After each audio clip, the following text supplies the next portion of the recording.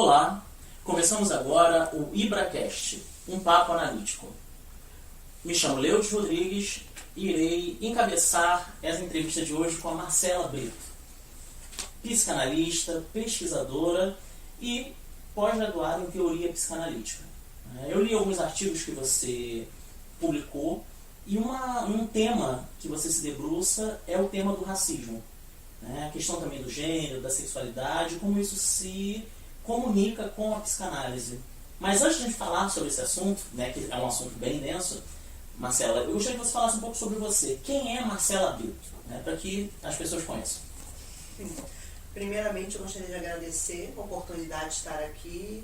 Essa ideia é muito bacana, é um espaço que a gente tem de trazer essas questões de uma maneira mais fluida, mais tranquila. Falar da gente é sempre um pouco complicado, porque a gente sempre tenta se olhar pelo olhar do outro. Mas o que eu posso dizer é que eu venho da área de gestão de recursos humanos. O bacana da psicanálise é isso, que permite essa multiplicidade, essa pluralidade de formações. Eu venho da área de gestão de RH e o meu contato com a psicanálise veio como analisanda a partir de 2014. Mas atuando numa agência de integração de estágios, lidando com adolescentes, com jovens em situações de vulnerabilidade, houve esse despertar para conhecer o outro lado da psicanálise. E eu venho, enfim, do outro lado da poça, venho de São Gonçalo, eu brinco, é o primo pobre, eu venho do primo pobre do Rio de Janeiro, venho de uma família de mulheres muito fortes, e que sempre teve esse atravessamento do olhar para o outro. Então isso veio comigo na minha formação. E essas mulheres negras, mulheres fortes, são mulheres negras? Sim, mulheres fortes e negras. Então a história dá um livro. Nós brincamos que somos a casa das 7 mulheres. Somos 7 mulheres fortes, negras, potentes e que reconhecem o lugar da educação. Como foi, Marcela, viver nesse lar de 7 mulheres negras e potentes? Como que foi isso? Primeiro, é uma experiência riquíssima. A minha avó é uma grande matriarca ali, conduziu a família toda, e a gente veio com essa coisa da importância da educação. Tinha uma tia, foi a primeira graduada numa época que não existia cotas, que existia um atravessamento também muito grande da mulher no ambiente acadêmico. Isso a gente está falando década de 70, década de 80.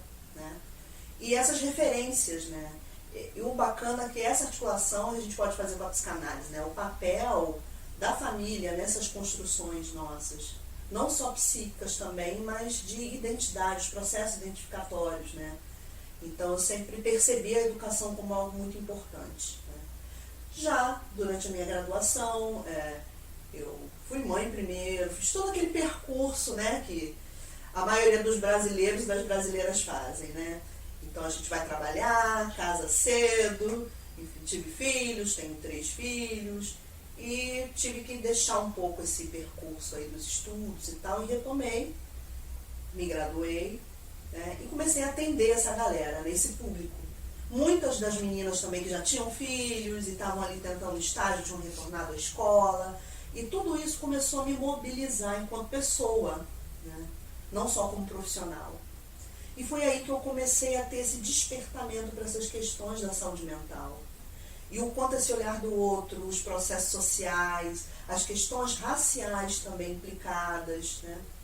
Então eu comecei a ir nesse percurso, digamos, mais formalizado aí da psicanálise. E eu acredito que até o RH já te leva para esse lugar também, de uma preocupação do sujeito que chega numa empresa, por exemplo. Você tem aí diversos perfis, várias formas de vidas, e como essa pessoa chega. De alguma forma, a psicanálise também te dá um suporte nisso, mas você estava dentro da área do RH.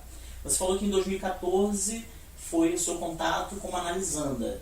Você não começou os seus estudos em 2014? Ou foi em 2014 mesmo? Não, como analisanda. Como analisanda. Como analisanda. Por uma questão pessoal mesmo, Então eu estava num processo que eu precisava dessa ajuda, desse apoio. de me autoconhecer, de ter esse espaço de fala, né? Então, comecei por aí esse contato com a psicanálise. Nunca tinha feito terapia? Ou já tinha feito? Tinha, mas não de orientação psicanalítica. Não na psicanálise. E foi muito bacana, sabe? Pra mim, no meu caso, né? Fez muita diferença, né? E eu comecei a me encantar aí, digamos, né? Por essa área. Mas teve algum fator, Marcelo, que falou assim, psicanálise, agora eu vou tentar a psicanálise como terapia? Sim, sim. No meu caso, né? Eu queria revisitar a minha história.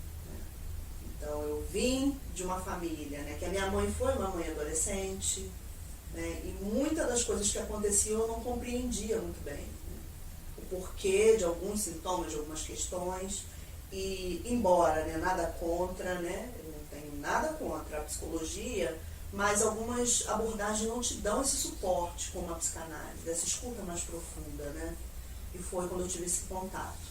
É porque quando você fala, né, da casa das 7 mulheres potentes, né, não tem como, né? O ouvido psicanalítico sempre vai levar para ambiguidade, né? Ou seja, é uma potência, mas essa potência tem 2 lados. Exatamente. Né? E como lidar com essa ambivalência da potência dessas mulheres, né? Eu acho que isso é uma questão que atravessa. É sobre isso, né?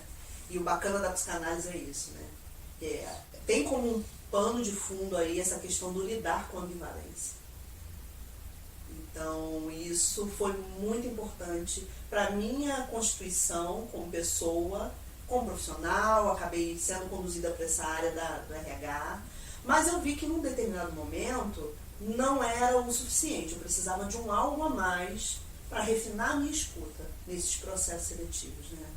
Então, me veio a psicanálise. Não, peraí, surge muito esse assunto família, surge muito esse assunto ambiente, preciso começar a me inteirar nesse assunto por uma outra perspectiva, não como analisanda, né?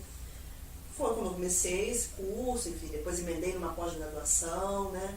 E nesse percurso, né, eu comecei a revisitar também a minha própria história. E aí entra essa coisa do revisitar a sua própria história por uma outra ótica, né? E como foi esse mergulho na sua própria história, Marcelo? Olha, minha bisavó, né? Negra, tinha uma relação muito direta também com a questão espiritual, né? Então ela era parteira, então, e a gente vai começando a revisitar, tataravó índia, tataravô escravizado, então a gente vai revisitando a nossa história e vai começando a se compreender também, né? Então esse lugar, né, do pardo, o que é isso? Então eu comecei algumas inquietações que eu não havia tido até então. Quando você fala questão espiritual, fiquei curioso. Por que a questão espiritual? Bem, a minha bisavó era de uma religião de matriz africana. Candomblé ou Umbanda? Umbanda. De Umbanda. E era muito curioso, né, que a vovó Albertina, ela tinha um passe livre no Hospital Antônio Pedro. E ela nunca pegou um caderno. Era uma terapeuta alternativa dentro do hospital. O que nós chamamos hoje de doula, né? Uma doula. Então, quando ela percebia que aquele parto poderia trazer algum tipo de questão, vamos para assistência, vamos ao médico. Eu não vou dar conta disso, né? E ela tinha muito respeito, né? Ela era do Jardim Catarina, né? Uma grande comunidade aqui em São Gonçalo, né? Uma das maiores da América Latina, e ela era muito respeitada lá, né? E a gente vai revisitando as nossas histórias e vai nos reencontrando, e essa questão racial foi perpassando, intercruzando com a minha história, e eu comecei a pesquisar sobre isso, o que me levou também, né, a pesquisar acerca do Sandro Férez, um cara também que teve essa construção teórica meio marginal também. Você tinha testado isso, né, que a escolha do pesquisador sobre um determinado tema fala muito sobre ele, história, né, sobre a sua própria história. Né? Sem dúvida. Né? Então, se a gente parar para analisar os grandes teóricos, né, o Freud tinha uma questão, e você vai ver muito disso na obra dele, o Lacan tinha uma questão, você vai ver muito disso na obra dele, e isso é muito característico, né? Porque nós, de uma forma ou de outra, a gente tem essa necessidade de ser ouvido, de se expressar, de comunicar. Né? Então, a gente vai usar a linguagem. seja ela verbal, não verbal. Você como linguista, você compreende melhor que eu, né, quando a gente fala sobre isso, né. Então, fui levada a pesquisar sobre isso, né. A minha pesquisa da pós-graduação foi acerca das contribuições de Sándor Ferenczi, sobretudo para essas questões traumáticas, esses traumas precoces, que envolvem esse grande sintoma social no nosso país, que é a questão do racismo, né? E questões também de violência e abuso sexual, também uma outra área que eu pesquiso também. Que de alguma forma também se relaciona sobre a própria questão racial. Infelizmente, né? Então, se a gente parar para analisar, né, e olhar estatisticamente falando, né, 1 a cada 5 mulheres já foram violentadas em alguma medida durante a sua vida. E dessas, a sua grande maioria são mulheres pobres e negras. Então, a gente percebe uma questão interseccional aí também nisso, né? Inclusive na própria pandemia que a gente está atravessando. Eu prefiro chamar de sindemia, né? Porque é uma pandemia articulada com essas repercussões sociais. Se a gente vai falar de África, mais de 80% da população não foi vacinada ainda. Então, a gente fala de Brasil, a gente tem uma dificuldade muito grande de acesso à saúde, de acesso a serviços básicos, né? Então, não tem como a gente pensar fora desse circuito. Mas o mais curioso, né, eu dizer que quando a gente fala de psicanálise e racismo, o que me vem à mente no primeiro momento é que a própria história da introdução da psicanálise no Brasil, ela perpassa por esse caminho. A gente tem como identidade, como construção, enquanto sociedade, um regime colonial, né?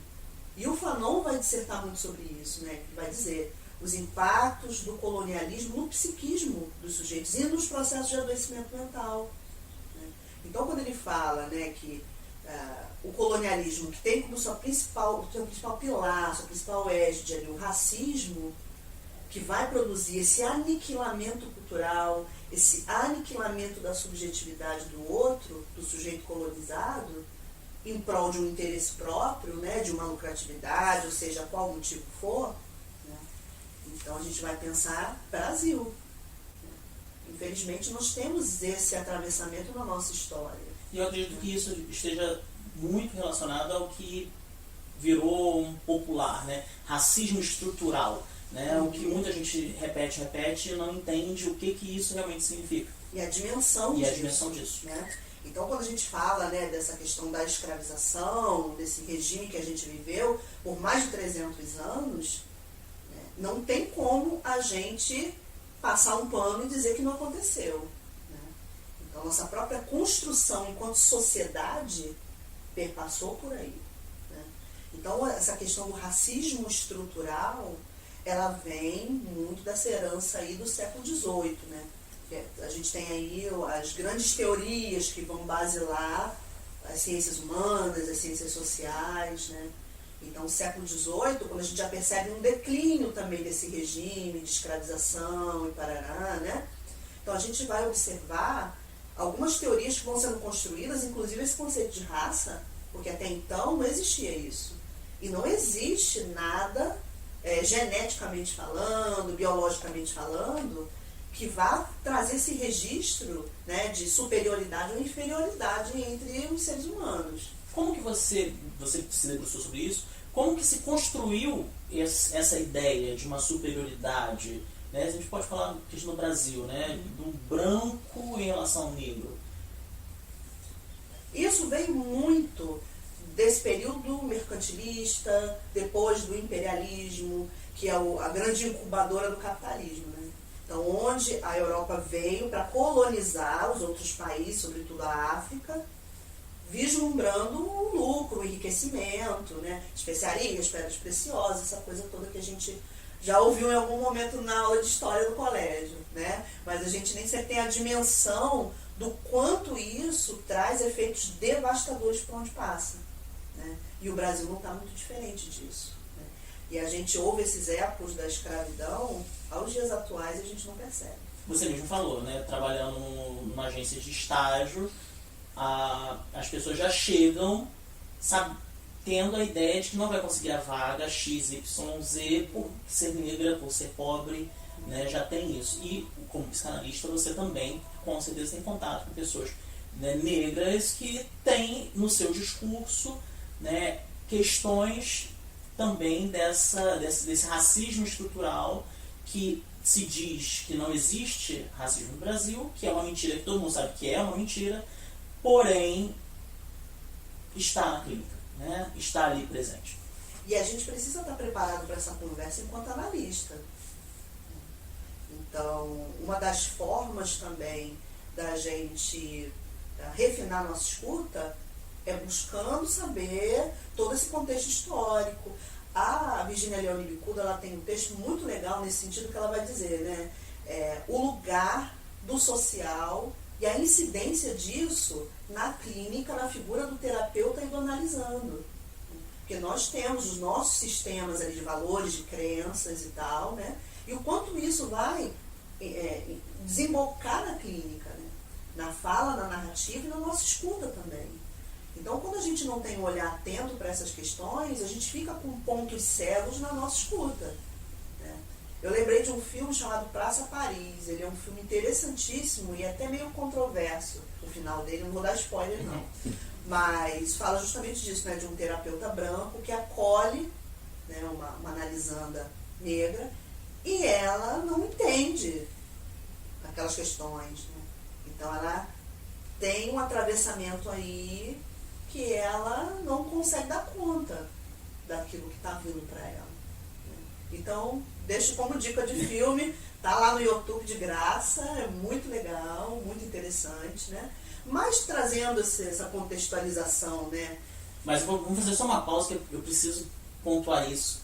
Fale sobre Virginia Bicudo, porque você falou sobre ela, a gente conversando sobre esse assunto especificamente, e é interessante porque é uma personalidade da psicanálise desconhecida para o grande público, psicanalítico também, né? Sim, sim. Então a gente precisa voltar um pouquinho lá atrás, né, para falar dela, né?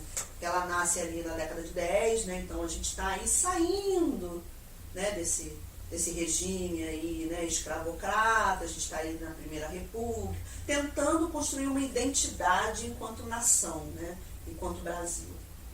Que eu nem sei se até hoje a gente encontrou, mas enfim. Exato, né? Aí acho que daria um assunto para um outro podcast, né? A identidade. Essa história, a identidade. O que é isso, né? Qual é o lugar, né, do Brasil nisso tudo, né? E nesse, como eu tinha falado, né, nesse século XVIII aí, né, vão surgir muitas teorias de hierarquização de raças, né? A gente vai ter aí, né, o Arthur de Gobineau, que é um filósofo lá francês, ele vai dizer que existe sim uma supremacia branca, visto que os europeus dominaram o mundo durante um tempo nessas questões, né? O que é meio controverso também, se você for lá nos livros de Kemet, que era a sociedade egípcia da antiguidade, muito do que tem, né, de conhecimento dito grego está lá. Mas algumas pessoas não estão preparadas para essa conversa. Eu vou mexer no vespeiro, vou pular essa parte, né?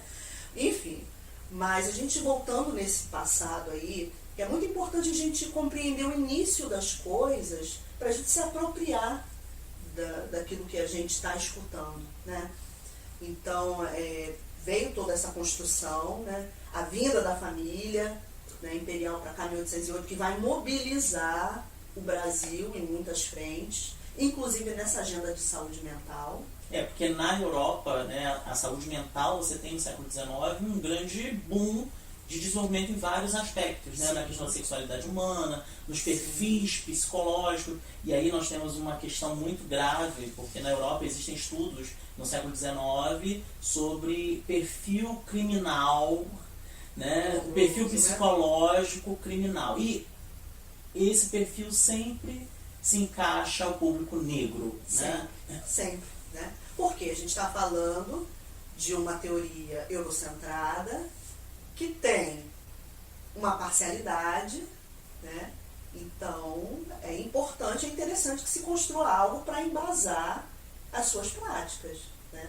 E é muito curioso que a própria agenda de saúde mental, incluindo psiquiatria, incluindo psicologia, incluindo psicanálise, surge lá.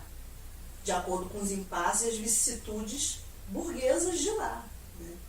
E é muito curioso, porque aqui no Brasil a gente já tem uma decadência, né, nesse final aí, né, dos anos 1800, né, enfim, uma sequência de questões de mazelas sociais, sanitárias, né, aboliu-se a escravidão, mas soltou todo mundo, não, se vira agora, né? Então, como que ficou isso? Uma escravidão que oficialmente acabou, que na prática não. Não, e perdura os dias atuais, Exatamente. né? Visto entrarmos nas comunidades, a gente vai ver esse recorte muito grande, como já existia naquela época, né?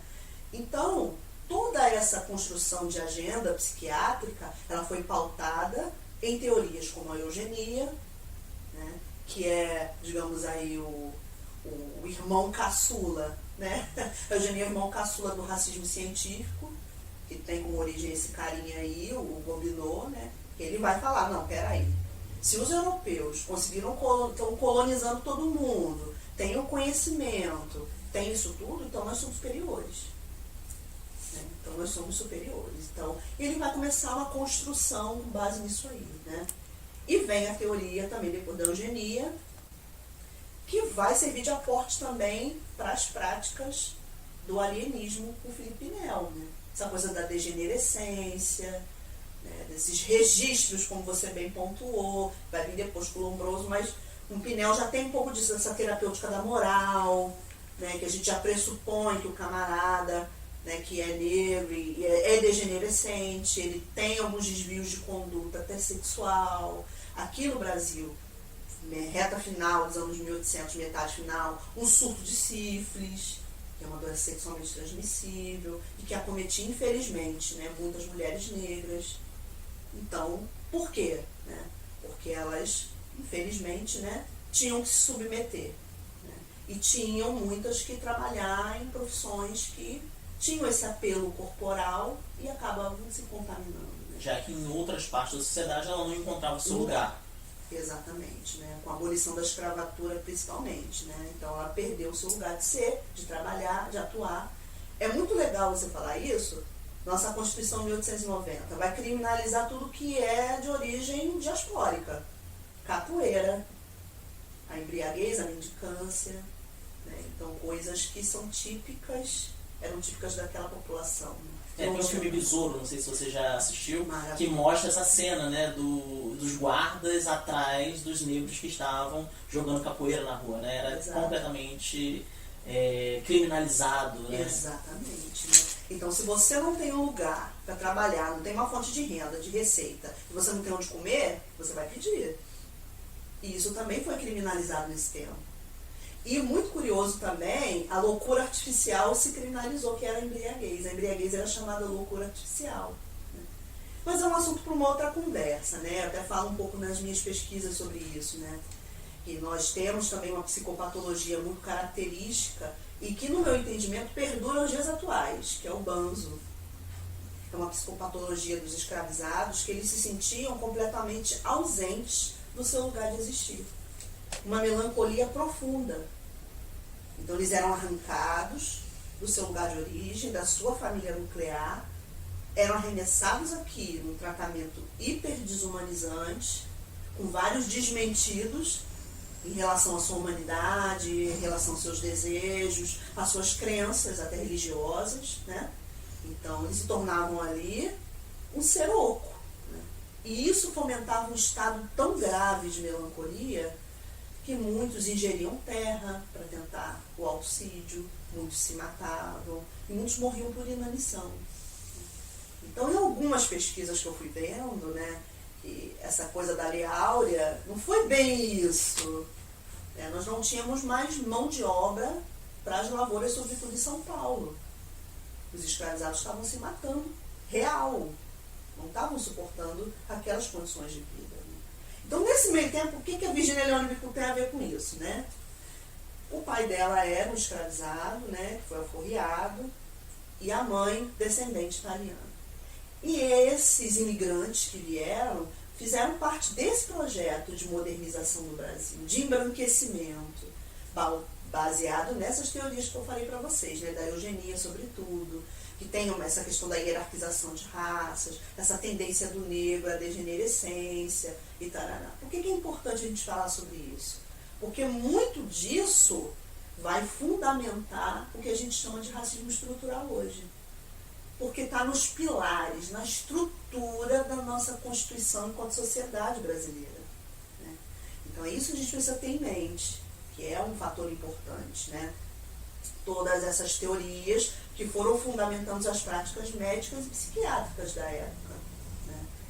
Aí vem a psicanálise. Né? Então eles viram depois também de um tempo que também não estava dando conta do recado, essa coisa, né, de tudo é degenerescência e tudo é crime, e as cadeias estavam lotadas e os manicômios também estavam lotados. Né? Então, no primeiro momento, a gente está perto da Santa Casa de Misericórdia, né? Era o grande asilo dos indesejáveis. Né? Que acaba virando um grande depósito de todos aqueles que, de alguma forma, não se enquadram na sociedade. Né? E não se enquadram num tipo de um projeto.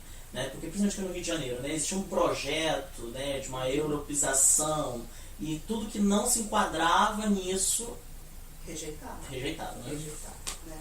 Agora, você pensa isso, quando a gente fala dessa rejeição, na rejeição de você enquanto um sujeito. Né? A sua subjetividade é rejeitada, não está dentro de um padrão. Né? Quantas repercussões psíquicas podem vir disso aí, né? Então isso a gente precisa ter em mente, né? Então quando se fala o racismo é mimimi, tarará, não é bem assim, né? É uma questão histórica importante que não pode ser desconsiderada e que em algum momento ela vai atravessar a nossa clínica, de uma forma ou de outra. E a psicanálise não vai, talvez, interferir na questão macro, né? Porque o nosso olhar é sobre o sujeito, né? E sobre o sofrimento que esse sujeito ele traz a clínica dessa estrutura racista a qual ele está inserido. Né? Perfeitamente. Eu vou falar um pouco sobre isso depois, você levantou uma coisa muito legal, que existiu muito essa polêmica, né? Psicologia preta, psicanálise preta, como que funciona isso e tal. Acho uma coisa oportuna para a gente falar, né? Então a Virgínia Leone Bicudo, voltando à Virgínia, né? o tema é complexo, é longo. Acho que valeria aí um café, um almoço, uma janta, uma vigília, sei lá o quê. Né? Teríamos muito assunto para falar, né? Mas a Virgínia Leone Bicudo, ela nasce nesse contexto ainda, né? De uma primeira república muito recente, muito ainda com um olhar para a Europa, né? Então, sobretudo a França, né? Essas ideias iluministas e parará. Então, ela cresce nesse ambiente, né? Só que ela só vai ter a dimensão desses impactos, dessas questões de cor, como ela dizia, né, as questões de cor, quando ela vai para a escola. Né? Então isso é muito interessante, que a psicanálise ela vai se debruçar em algum momento sobre isso. Né? A nossa primeira constituição ali, o nosso primeiro laço social é a família, e depois a gente vai para os outros, né? Vai abrindo. E a escola é um ponto importante, né? Que é onde a gente vai ter uma dimensão se aquele sistema ali familiar, aquele ambiente ali foi interessante, tem alguma disfuncionalidade ou não, em geral aparece na escola, né?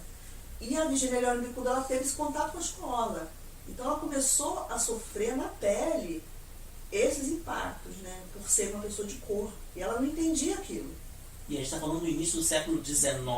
Século XX. Início do século XX. E eu sou professor de literatura, né, e dou aula em colégio particular, na Barra da Tijuca. E você vê claramente, né, eu falo isso para os meus alunos na conversa sobre racismo, né, porque em determinado momento a literatura vai tocar sobre esse assunto, que não tem como você olhar para essa realidade e achar que é uma simples coincidência. Em que uma escola particular de elite da Barra da Tijuca, você tenha um negro numa sala de aula, tenha 2, 3 numa escola inteira. Exatamente. Não tem como a gente ignorar isso, a gente não considerar isso, né? Sim. Mas voltando um pouquinho, né, atrás aí dessa questão da Virgínia e esse contato com a escola, A gente tem uma outra figura muito importante que é pouquíssimo falada aqui no Brasil, que é o Juliano Moreira. Então, a história oficial da psicanálise vai dizer da introdução nas Américas em 1909, lá com aquelas conferências, né? Na Clark University, que vai dar origem ao mito da peste, né? Não sabe eles que eu estou trazendo a peste, né? Diz a boca pequena, né? Diz Lacan em conversas secretas aí, né? Então, mas no Brasil é um caso peculiar, né? A psicanálise já circulava por aqui essas ideias no ambiente acadêmico através do Juliano Moreira, um médico psiquiatra negro, inteligentíssimo, iniciou uma universidade de medicina aos 13 anos. Desenvolveu uma pesquisa brilhante sobre a sífilis, que era um problema gravíssimo, e ainda hoje é. Sim. A gente há pouco tempo teve um surto, né, de sífilis, coisa de 2 anos atrás, né? E um problema de saúde pública, porque a penicilina, que é o remédio de tratamento, não tinha nos hospitais, né? Exatamente, né? Então era uma doença, no primeiro momento dita como uma doença tropical, depois uma doença da degenerescência, muito articulada à população negra, né? E ele vai desmistificar isso tudo e ele vai ter um contato muito legal com a psicanálise. Ele teve tuberculose, ele viaja para a Europa, ele vai conhecer o Kreppel, né, que é o grande organizador aí da psiquiatria alemã, e vai ter contato com as obras de Freud, né? E ele vai trazer isso para cá. Peraí, a gente precisa de uma renovação teórica, filosófica, metodológica e tal, para dar conta desse adoecimento social, né, desse sintoma social que a gente está vivendo. Por que a maioria dos internados aqui são negros, pobres, alcoolistas? O que é isso? Né? Então, no primeiro momento, em 1899, Juliano Moreira traz para a Faculdade da Bahia, ele era a cátedra de lá, as ideias do freudismo. É interessante, porque quando você vai pesquisar sobre as referências da psicanálise no Brasil, ela vai datar lá para 1912, 1915, né? Por aí. Exatamente. Que aí já é uma outra situação. Você vai ver os autores de 1912, 1915, você vai ver que são geralmente da elite, que desenvolveram as primeiras teses, falando das nevroses, que na época a neurose era nevroses, né? E com conteúdo também moralista, né? E aí foram ouvidos, né? Tiveram destaque. Tiveram destaque, né? Então são figuras importantes que a gente quase não ouve falar, né? E penso, nesse sentido, né, que uma psicanálise, uma proposta de uma psicanálise antirracista, me parece mais interessante. Porquê essas figuras não estão nos cursos de formação? Por que a gente não fala, por que a gente não cita, porque não estão nas obras, nas produções acadêmicas, né? Então, uma coisa a se pensar, essa tentativa também, não só de um silenciamento, com essa tentativa de embranquecimento lá no início do século XX, mas também uma tentativa de um epistemicídio, assim, o que eles falam não tem importância. Por que o Lima Barreto nunca foi indicado e foi, né, aceito na Academia Brasileira de Letras? Eu tive a oportunidade também de escrever, eu estou para publicar algo nessa articulação, porque ele cita numa das obras dele o Juliano Moreira, que aboliu a camisa de força, tratava todos como um pai, né? Ele fala isso na obra dele, no Diário do Hospício, Sim. Que relata uma das suas internações, né? Então, a gente vai pensar aí nesse cenário todo que eu estou falando, né? Tem a Virgínia Leone Bicudo. Então, ela vai se debruçar sobre a educação, e essas questões de cor vão trazer uma inquietação muito grande para ela, mas ela não tinha recursos teóricos para tentar entender isso aí, né? Então ela vai para o caminho da sociologia. Então a primeira mulher, é muito interessante a foto. Leandro, se você olhar a foto da formatura, ela era bem pequena, 7 homens, só ela de mulher. Se você botar o dedinho assim, em cima da foto dela, todos brancos. Então ela foi uma mulher muito à frente do seu tempo. E ela traz, na década de 40, uma dissertação falando atitude de pretos e mulatos no estado de São Paulo. Como que é isso? Como que é esse negro que hoje tenta ascender socialmente e é embarreado, né? A castração, né? Peraí, seu lugar não é aqui. O que você está fazendo aqui, né? Esse cabelo, com esse nariz, com esse biotipo, seu lugar não é aqui. Então você começa a ver os entraves aí para você ascender e ser reconhecido quanto uma pessoa. E a gente está falando disso década de 40, né? Beleza, veio, trouxe um rebuliço na época, os estudiosos da Virginia Leone Bicudo, muitos não conseguiram acessar a íntegra, se perdeu esse primeiro projeto dela, que foi, né, essa primeira dissertação, enfim, resumindo, né, só em 2010 um pesquisador da Fiocruz, que é o Marco Shaw, conseguiu relançar essa obra da Virginia Leone Bicudo. Olha o gap, de 40 para 2010. Né? Mas dentro desse gap da Virginia Leone Bicudo, né, só 70 anos. Só isso, né? Tivemos outros gaps também, mas o que a psicanálise tem a ver com isso, né? Me parece que a psicanálise, a proposta inicial dela é o que? A terapia da fala. É o acolher essa narrativa, né? Tentar compreender em que lugar esse sujeito está localizado no seu próprio discurso, né? E o que de significante ele atribui acerca dele mesmo, como ele se posiciona diante do outro. Né? Eles falam muito em linhas muito breves e muito gerais, né? O escopo da coisa. E que discursos construíram o seu próprio discurso. Exatamente. Quando Lacan vai falar lá, né, que o nosso inconsciente é estruturado pela linguagem, pelas vias da linguagem. O que é isso? Então, quando a gente fala de um sujeito, né, que é constituído subjetivamente num ambiente que não o reconhece, né, enquanto um sujeito, né, é o cabelo que é feio, é o nariz, é o corpo, é o biotipo, é a cor.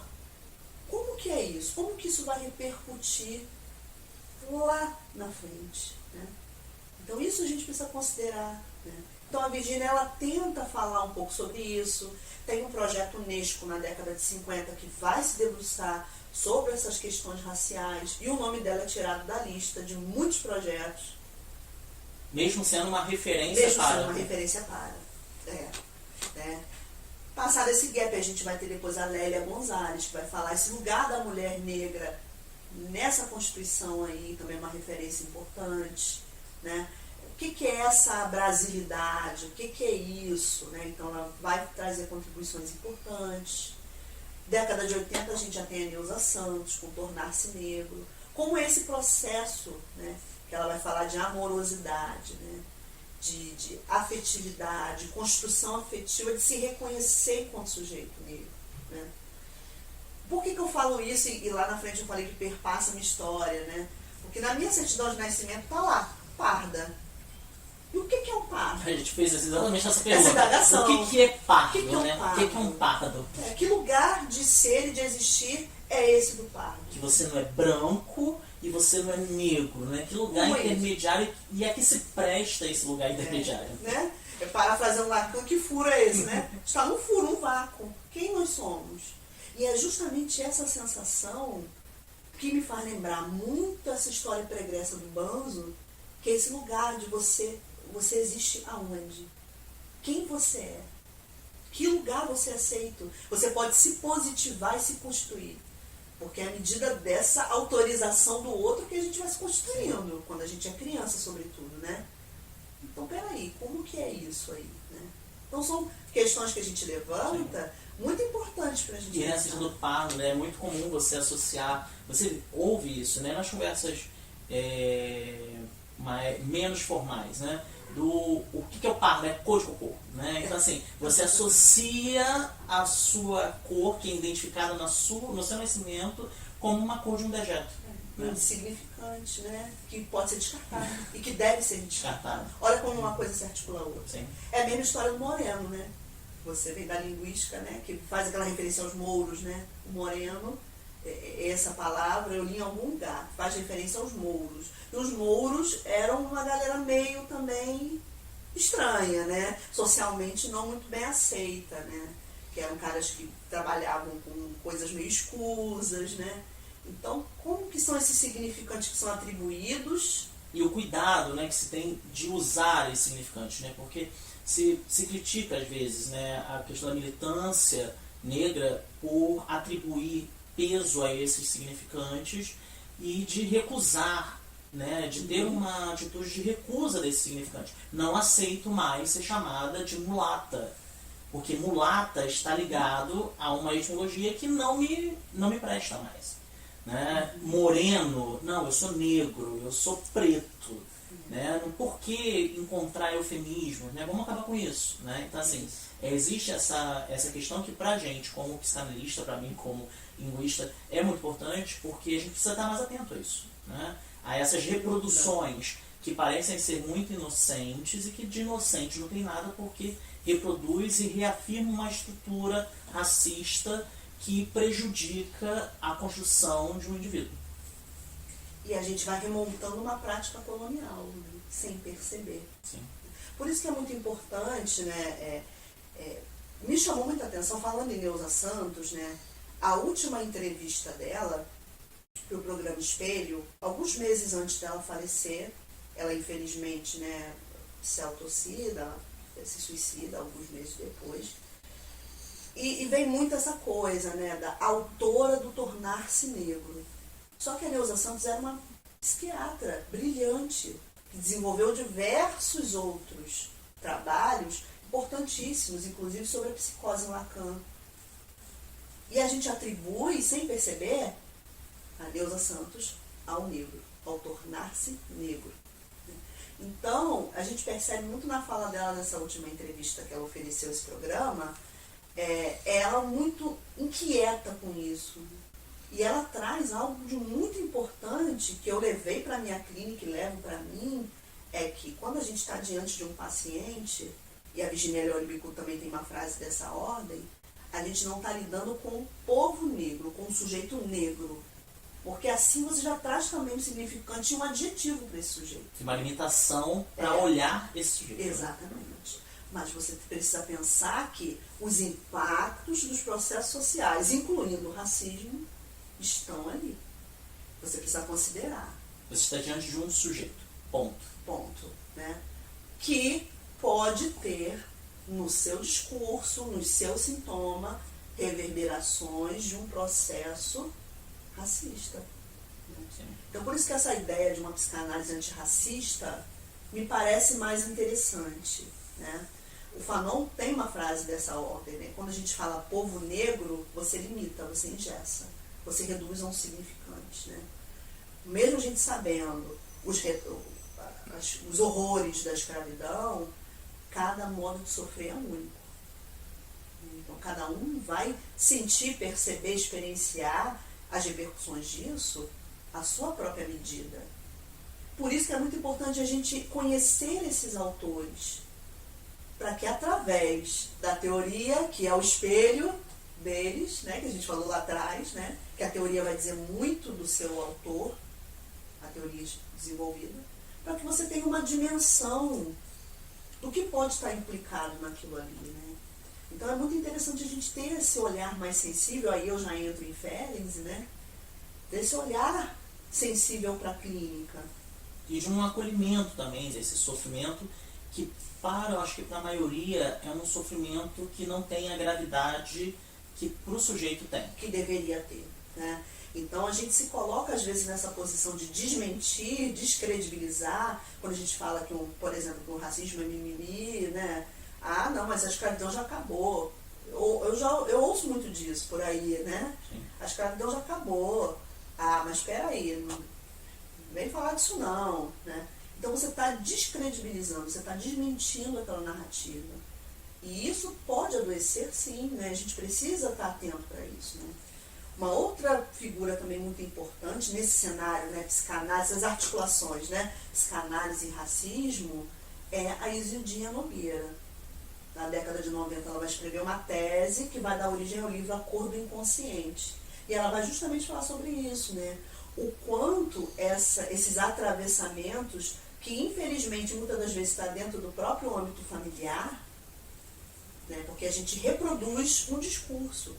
Muitas das vezes a pessoa não tem nem a dimensão que está tendo uma atitude racista, racializada, né? Mas aquilo já está encurtido, né? Meio que já está entranhado na cultura. O Freud vai falar muito disso. E na própria construção dela, né, familiar, a própria construção subjetiva dela, já tem isso inserido como algo natural. Exatamente, né? Exatamente. Então ela vai falar sobre isso, né? O quanto o meio, através dessas marcações, desses marcadores, podem de certo modo, alienar esse sujeito nele mesmo. Porque aí qual é o referencial que se busca de beleza? Né? Qual é o referencial que se busca de sucesso? Né? É aquele que está lá vendido no Instagram, é aquele que está vendido no YouTube, é aquele que está vendido na grande mídia. Né? Então eu encontrei muito disso na minha própria vida profissional. Né? Então, muitos processos seletivos na área de RH, de ter recrutadores, não, olha, para essa vaga aqui o perfil não pode ter trança, não pode ter o cabelo assim, não pode ter o cabelo assado. Não, peraí. Eu como profissional de RH, eu não vou fazer isso não, você me desculpe. Como que essas atribuições vai falar algo sobre o profissional? Exatamente, né? E na minha vida mesmo, enquanto eu, Marcela, né? Quantas vezes, faz uma escova no cabelo, vai ficar mais bonito. Vai ficar mais bonita com o cabelo liso. Né? Gente, lavei o cabelo é creme, tá? Porque meu cabelo é bem cheio. Faz uma escova, o cabelo é muito cheio. Ou tá armado ou tá preso. Não. Então, perpassa por aí, né? Sim. Essas pequenas coisas que num tom de brincadeira, o xixi que o Freud fala tanto, né? Tá ali uma fala racializada que vai trazer, de certa forma, um tom pejorativo e que, como o Férez fala, você introjeta. Você incorpora, melhor dizendo, né? E depois que isso incorpora, a dificuldade que você tem de se reconstruir isso é muito difícil, né? Muito difícil. Marcela, muito obrigado pela sua presença. O papo daria realmente muito tempo de conversa, mas eu queria só terminar com... Você falou muito, né, sobre a questão da psicanálise dar esse lugar, né, de ouvir esse sujeito, de dar esse lugar para o sujeito. Mas o que você, como analista, vê a importância desse falar, né, desse lugar de fala para o sujeito que sofre com esse racismo estrutural, que tem esse discurso que, na realidade, em vez de construir, desconstruiu, né, o seu olhar sobre si? O que eu posso dizer é o que a Ana O disse, né? Fale, quero falar, né? É a gente dar esse lugar, oportunizar esse lugar de fala e de escuta, né? Me parece que a gente vive hoje, né? Me parece que isso é algo mundial, né? A gente tem uma tendência a falar muito e dizer pouco, né? Então, a gente precisa oportunizar com que esse sujeito fale de si, mesmo que num primeiro momento pareça que ele esteja falando uma terceira pessoa, é você oportunizar, oferecer ferramentas através dessa escuta que a gente tem e que é interessante da psicanálise, que a gente não está aqui para aconselhar, a gente não está aqui para direcionar nada, a gente está aqui para fazer com que o sujeito se revisite, se escute. Então, quando a gente faz uma pontuação, enfim, ou levanta uma interpretação, é uma forma de oportunizar com que esse sujeito desconstrua esses alicerces ao qual ele está medido. O que eu posso deixar de conselho é: busque terapia, fale, não importa, né, se aparentemente é algo que não tem muita importância, se é algo do cabelo, se é algo, enfim, da roupa que usa, ou se é da sua religião, né? Então tem esse atravessamento também, né, que é um sintoma social, a intolerância, né? Então a gente precisa falar, né? E nós, como psicanalistas, precisamos revisitar o nosso próprio narcisismo, porque muitas das vezes a gente se coloca nesse lugar de querer se apressar a entender e a saber o que o sujeito está falando, né? Então, revisitar o nosso narcisismo, revisitar a nossa própria estrutura enquanto pessoa e história de vida, me parece fundamental para a prática da psicanálise na atualidade, sobretudo em questões raciais. Com certeza. Muito obrigado, Marcela. Obrigado a todos vocês que ficaram até agora ouvindo a nossa conversa. Espero que vocês tenham gostado. Se gostaram, compartilhem nas suas redes sociais. Acredito que o assunto é um assunto muito importante, muito pertinente. E encontro vocês no nosso próximo IbraCast. Uma boa tarde, um bom dia a todos. Até.